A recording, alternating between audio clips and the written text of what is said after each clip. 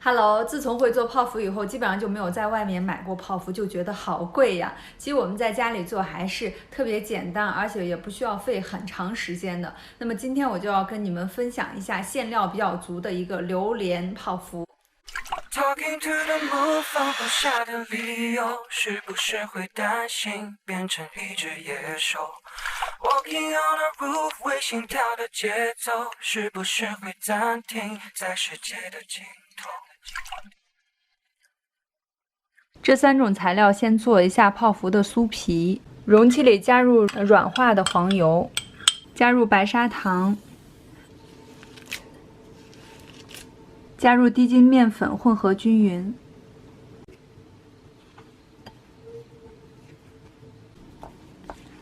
取一个保鲜袋，装入做好的酥皮。酥皮部分把它擀薄薄的，可以放入冰箱冷藏。薄厚可以看一下，就这样。这些是做泡芙部分需要的材料。需要用一下不粘锅，放入盐、黄油，加入清水，加入低筋面粉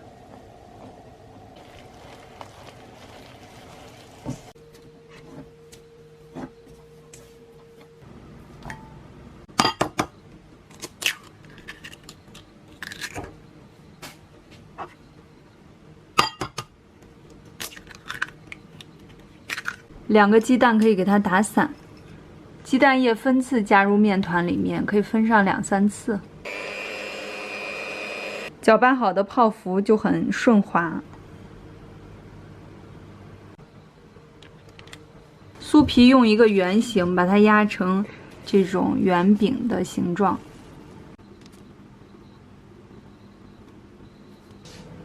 放上酥皮。现在可以放入烤箱烤制了。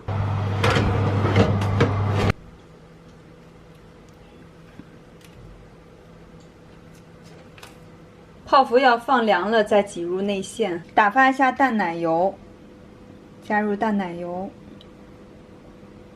加入1勺白砂糖，淡奶油打发到纹路比较清楚的这个状态，加入榴莲泥，取一个泡芙挖一个洞，看里面都是空的。现在可以挤入内馅。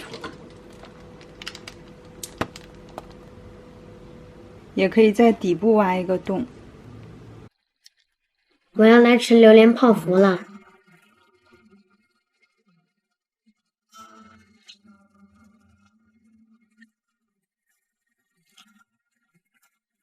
看一下，你们的果酱好多。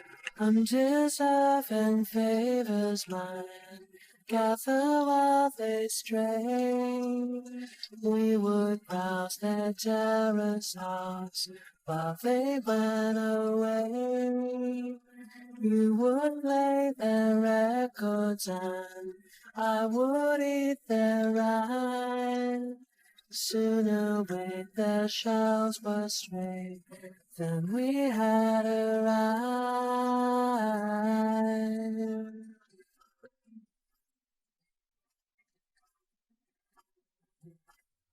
Said to take their birds inside, only overnight. We would feed them all the seed, thought they would survive. Buried by the apple tree, grave as wide as mine. Lands and we were scared.